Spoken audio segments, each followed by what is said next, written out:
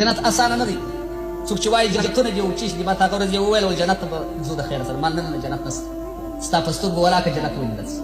تا څه کړي دي د جنت لپاره؟ څه دي کړي دي د جنت لپاره؟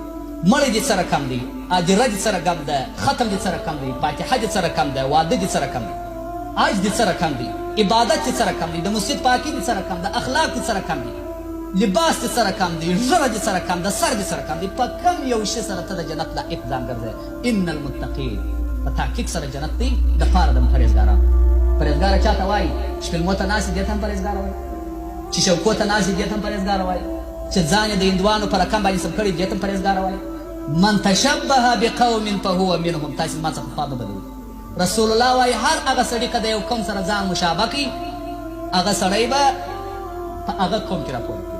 ما داسې انسانان مسلمانان لیدلي دي والله قسم په خدای درته اخم که ما ته کافر و مسلمان نه باندې چې کله یې کفر دی کله اسلام. د مسلمان خو جامه باید د کافر څخه جلا وي ثقافت. ما په هندوستان کې ورته کتل مسلمانانو کافران سره ګډ مسلمان یې ما ولاکه پېژندي. په میدان کې مې پوښتنه وکړه چې راوته مې درته وویله چې د کعبې شریفې د قبلې طرف ځینې وپوښتل لمونځ وکړه بارولو هغه پلانکی چې ناست هغه مسلمان دی. ای مې کټ مټ هندو د هغه رقم سر ودرشي. زه چې ورغلم ما قبله کوم طرف ته ده نه ور معلومه چې قبله کومې خوا ته ده. مسلمان و خلاص په نامه مسلمان.